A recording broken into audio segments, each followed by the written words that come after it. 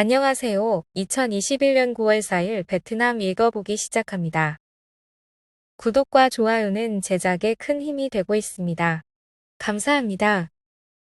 호치민시 8,499건, 빈정 3,676건으로 천대, 동나이 986건, 롱안 564건, 떠이민 267건, 띠인장 154건, 끼인장 104건으로 백대, 그외 다낭 81건, 하노이 58건, 박닝 1건, 박장 1건이며 9월 3일 18시 발표까지의 베트남 코로나 사파의 지역 감염 현황입니다. 하노이 430만 도스 백신 중 69.24% 사용했으며 약 100만 도스 추가 할당받아 있는 2차 접종과 필수 서비스 공급자를 포함한 11개 우선순위 대상자에게 사용 예정. 이 중 화이자 백신은 65세 이상과 임신 13주 이상 접종 동의자에게 사용 예정. 동나이 성 백신 접종으로 수금 행위 연금. 각 의료기관장은 정기적으로 감독하고 책임져야. 9월 3일 약 26,500명 확진자 중 710명 퇴원. 9월 5일 오전 판빙칭 총리 방역 관련 전국 온라인 회의 주재 예정. 9월 3일 오후 베트남 코로나19 50만 건 초과. 호치민시 8,499건 기록. 지난 24시간 동안 총 14,922건의 코로나19 사례가 34개 성시의 국내 감염 14,894와 28건의 해외일부로 기록되었습니다. 호치민시 8,499건, 빈지엉성 3,676건이 계속하여 최다 코로나19 사례 보유 지역입니다. 9월 3일 사망은 호치민시 250건, 빈지엉 44건, 동탑 5건, 하노이 2건, 당락 2건, 띠엔장 2건, 벤제 1건, 빙톤 1건, 카잉화 1건, 까마오 0건으로 이전 발표는 보건부 자료 취합 실수로 맞지. 다음 AFC, G마잉의 시합회장 건 어떻게 해석하나. 아시아 축구연맹 웹사이트의 미드필더도 G마잉. 2022년 월드컵 아시아 지역 최종 예선전에서 베트남이 1-3으로 사우디아라비아에 패한 경기에서 퇴장당한 이유를 해석했습니다. 전반 51분 G마잉이 주심에게 항의하여 옐로카드 1장을 받았는데 TV 카메라에 잡히지 않아 사람들이 몰랐다고 합니다. 그 후 페널티 지역에서 공이 손에 닿아 두 번째 옐로카드를 받은 것으로 주심 판정이 맞다는 내용입니다. FPT 유튜브로 베트남 경기 및 다른 경기 생중계로 볼 수 있다고 합니다. 박 감독, 경기 후 사우디아라비아 감독과 악수 안 한 건 해명.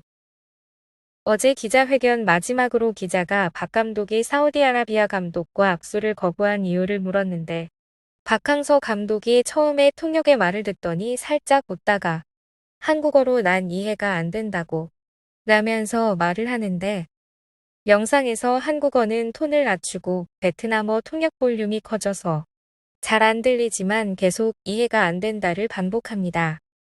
코치 중 한 명이 심판에게 항의하자 상대편 코치진이 달려나와 이의제기를 했다고 합니다. 우리도 심판에게 항의할 수가 있고 상대팀에겐 불만 없는데 왜 상대팀에서 방해하느냐가 요지네요. 예술가들에게 투명한 자선 활동 및 그릇된 광고 금지 요구. 문화체육관광부가 공표 준비 중인 예술가를 위한 일반행동 규범 초안은 언론 SNS 및 투명한 자선활동과 허위 광고 금지에 많은 양을 할애하고 있습니다. 직업윤리를 준수하고 갈등 유발하지 말며 청중에게 경청할 것 등의 도덕적인 내용이 주이고 과장 허위 광고에 참여하지 말고 미신 관련 활동, 분열 선동하지 말라 등이 있습니다. 공인으로 일반인에게 영향을 미치니 윤리 강령이 필요한 것일 뿐 위법행위 처벌 수단은 아니라고 합니다. 베트남 페널티 받을 때 어떻게 규정 위반했나. 어제 사우디 패전에 미련을 못 버린 기사 같은데 발을 느린 속도로 여러 번 재생해서 공이 도 G마잉 선수 손에 닿았음을 확인한 것이 국제축구연맹에서 일반적으로 오프사이드, 파울, 공이 경기장 밖으로 나갔을 때만 사용하는데 규칙을 준수 안 했다는 내용입니다만 반칙 맞는데 심판이 엄격하게 확인해서 규정 위반이라니 그만하는 게 좋겠네요. 댓글도 그만 질질 끌고 여기 온 것도 기적이니 계속 응원하자라는 말이 배대시네요. VFF 중재위원장 사우디아라비아의 페널티킥 정확.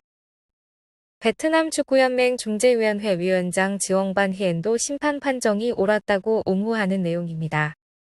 사실 정확히 맞았으니 맞지요. 공이 누가 봐도 팔에 맞고 튀기는데 아쉬워도 진 것은 진 것. 택비 직원과 기침 발열자 4명 양성 판정. 9월 3일 정오 하노이 신규 감염 30건. 하노이 보건부는 9월 3일 정오에 양성 사례 30건을 추가 기록했으며 그중 5건이 지역사회 내, 18명은 격리 지역 내, 7명은 봉쇄 지역 내라고 밝혔습니다. 지역사회 내 감염은 하기와 같습니다. 1. 동다군 남동동 거주 1995년생 남성 앤디와이는 택배원으로 8월 27일 기침, 재채기, 콧물이 나와 9월 1일 검진 후 확진. 2. 타잉지현 따타잉와이 거주 1957년생 남성 TAT는 9월 1일 통증을 느껴 2일 검사 후 확진. 3. 하이바층군 민카이동 거주 2002년생 남성 NT키는 8월 27일 발열, 기침가래, 인후통으로 9월 2일 검사하여 확진. 4. 하이바층군 민카이동 거주 1984년생 여성 N스는 9월 1일 발열, 두통, 기침, 인후통으로 9월 2일 검사하여 확진. 5. 하이바층군 민카이동 거주 1964년생 여성 PTDT는 8월 26일 발열, 기침, 인후통, 흉부압박으로 9월 2일 검사하여 확진. 9월 6일부터 9월 21일까지 하노이 코로나19 예방통제 구역 3가지 방안. 하노이 인민위원회는 14개 군현을 레드존으로 지정했으며 지침 16에 따른 사회적 거리두기를 계속 시행하면서 더 강도 높은 일부 조치를 적용할 것입니다. 시행기간 2021년 9월 6일 6시에서 9월 21일 6시 1 지역 인구 밀도가 높은 도심 지역으로 기관, 기업, 업장이 밀집된 지역. 현재 레드존이며 많은 고위험 대상이 있습니다. 15개 행정구역 단위가 포함됩니다. 하청, 운하를 가로지르는 도로 53개소 중 30개소는 폐쇄하고 23개소에 검문소 설치하여 24시간 근무합니다. 이 지역 15거리두기를 하대 지역에 따라 조치 수위를 조정하며 3현장 10동 출근로 2지점을 시행 3지역 농업지역 및 공단지역 인구 밀도 낮은 15거리두기하며 1지역을 지원. 사실 이런 것은 하나도 중요하지 않고 1지역 식당 배달되나? 회사 출근 가능한가 등에 대한 답은 모르지만 다 안 될 것 같아 보임이네요. 그냥 원래 거리두기 연장 9월 말까지 하고 싶었는데 여론이 안 좋으니 조선모사로 외곽 지역은 뺀 조치라 부르는 게 맞을 듯합니다. 어쩐지 요즘 너무 반대편 의견 띄워주더라니. 어디가 하노이의 레드 오렌지 그린존인가? 이는 실제 발표 전 추측성 기사라서 맞지 않습니다. 타잉선 군의 하노이 최고 코로나19 심각 발병지 3곳. 타잉선 중동, 타잉선 남동, 크엉마이동은 타잉선 군만이 아니라 지금 하노이 전체의 심각한 발병지입니다. 타잉선 중동 9월 1일에서 3일까지 1200명 대피 후 검역 조치. 크엉마이동 8월 29에서 9월 2일까지 레종던로 218번지 D&H 매장주가 감염되어 남편과 자녀, 매장 직원 1명, 고객 4명까지 8명 확진. 9월 2일 오후 F1인 2세 소년 추가 감염되어 총 9명. 타잉선 남동 응우엔자이로 477골목 최신 발병지. H9 건물 거주 19세 DXN이 8월 28일 발열과 기침 후 9월 1일 검사 후 양성. 이후 그의 부모와 그가 물건 산 매장의 모자 2명 포함 4명이 신규 확진. 9월 3일 오전 코로나19 사례 거의 26만 명 회복. 10개 지역 신규 감염 없이 14일 경과. 검사 상황 전일 130만 6,892명 대상으로 96만 2,340건의 검사가 수행되었습니다. 4월 27일부터 지금까지 3,581만 438명 대상으로 1,534만 7,523개의 검체가 채취되었습니다. 예방접종 상황 9월 1일은 30만 2,074도스의 코로나19 백신이 접종되었으며 총 접종자 수는 2,054만 2,325명으로 1차 접종자 1,766만 772명, 2차 접종자 281만 1,553명입니다. 호치민시는 9월 1일까지 622만 5,960도스 접종하였으며 1차 접종자 589만 4,452명, 2차 접종자 35만 584명입니다. 65세 이상과 기저질환 보유자의 접종은 68만 5,694건입니다.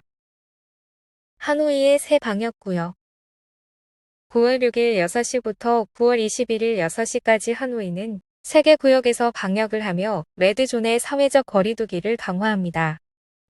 1구역 레드존입니다. 대다수의 하노이 거주 한인은 정부 레드존에 해당합니다. 2구역 오렌지존입니다. 3구역 그린존입니다. 무언가 굉장히 애쓴 듯 하지만 사실 3구역은 예전부터 큰 우려가 없던 곳이고 2구역엔 공단들이 있으니 3연장하면 16호 거리두기랑 다를 바 없고 조산모사가 많네요. 이게 가장 정확한 지도입니다. 하노이 공안의 이동증서 발급 과정 예상. 어디까지나 예측 기사입니다. 사실과 다를 가능성이 있습니다. 개인의 경우 1개인이 마을동 공안에게 직접 연락 혹은 거주지 경찰을 통한 연락이 마을동 공안은 접수 후 시민에게 이동증서 발급을 위한 신청서를 보내도록 수속 절차와 서류를 안내. 3마을동 공안은 승인 동의와 비동의를 제출된 시민의 서류에 기반을 두고 이메일로 통지. 4마을동 공안의 장이 승인 및 날인하고 결과를 거주지 경찰을 통해 반송. 시장과 마트가는 장보기 카드 발급 과정일 거주지 공안이 관리지역별 세대 명단을 작성하여 승인 및 거부를 위해 마을동 인민위원회 간부에게 발송. 이 승인 후 마을동 인민위원회 간부는 마을동 공안에게 장보기 카드를 다시 보내며 날인 확인 3 거주지 공안이 날인된 장보기 카드를 다시 관리구역별로 세대 대표자에게 재발송. 허가 예상 6그룹 1그룹 각종 공무원, 2그룹 필수 서비스 제공기관 기업의 직원들 3그룹 방역 업무 참여자, 4그룹은 의사 관련자 5그룹 치료 및 진료약품 구입, 혹은 의료진 간병인과 퇴원한 환자 6그룹 필수 공익 공무 시행 개인과 단체. 9월 4일 오전 하노이 4개 군현에서 코로나19 감염 6건 추가. 6건 모두 기격리자입니다. 9월 3일 18시 업데이트한 박링성 전체 코로나19 지도입니다. 띠엔주 현 한 건입니다. 하이퐁, 코로나19 예방 및 통제 지휘센터 설립. 하이퐁시 인민위원회는 2021년 9월 9일자 결정 2500 휴벤트고를 막 발행했습니다. 시 지휘센터를 설립한다는 내용인데 인사 구성도 확실하고 사전에 대비하겠다는 일처리가 대단하네요. 타 지역의 졸속 행정을 보다 보면 베트남의 희망 같아 눈이 부십니다. 다낭 사람, 어디서 그린 옐로우 레드 존 볼 수 있나? 9월 5일부터 다낭은 레드 옐로우 그린 존에 따른 방역을 실시합니다. 따라서 시민들은 다낭 코로나19 역학지도에서 확인할 수 있습니다. 9월 3일 저녁 다낭시는 9월 5일 8시부터 방역조치를 제정한 2905호 결정을 발행했습니다. 레드존은 계속 봉쇄 강화 조치와 검사를 적용. 옐로우존은 신분증과 함께 QR코드가 있는 이동증서가 있어야만 외출이 가능하며 대면 접촉 시 마스크를 착용하고 방역규정을 준수. 그린존의 경우 5일에 1회 재래시장을 가정당 1인이 갈 수 있음. 규정에 따른 유효한 QR코드가 있는 장보기 증서가 있어야 함. 5시에서 7시는 그린존 내 공공장소에서 운동 가능 식당, 상점 식음료 제공 시설은 온라인 판매 가능. 호영업은 안 되고 배달만. 역학지도는 계속 갱신되므로 주기적으로 확인이 필요함 이 내용인데 아마도 이게 나중에 우리 모두의 미래가 될 듯합니다. 호치민시 전염병 통제된 지역 부분별 개방해야 하나. 다음 주 월요일부터 7구는 새로운 지침식 5호를 적용. 식당은 열지만 2회 접종자에게만 제공. 지난 2일간 SNS상 전파된 이 메시지는 7군 당서기 복학타이가 가짜뉴스임을 직뉴스게 확인해 주었습니다. 비록 7군과 꾸치현이 통제되었다고 선언했지만 9월 15일 이전 먼저 거리두기 완화는 하지 않는다고 합니다. 일단 독립적으로 타 지역과 교류가 없다고 할 수 없는 지역인데다 발병 초기에 특정 지역 봉쇄는 큰 시류를 거두지 못했던 이유가 큽니다. 대신 건저 현 같은 외진 곳은 독립적으로 고려해도 될 것이라고 보네요. 위치별이 아닌 독립적인 운영이 가능한 업종은 점차적인 개방도 괜찮지 않냐는 관측이 나옵니다. 호치민시 전체적으로는 그린존 주거지가 53%, 레드존이 18%, 나머지는 그린, 옐로우, 오렌지에 근접합니다. 빈탄군, 사군 11군 외의 다른 군현과 투득시는 그린존과 그린존 근접 비율이 50% 이상입니다. 오늘의 뉴스는 여기까지입니다. 언론사조차 하노이시 거리두기 연장 발표 정보가 적다 보니 추측성 기사가 많아 힘드네요. 시에서 구체적인 발표가 있어야 외출 배달 등이 명확해질 것 같습니다. 오늘도 건강하세요.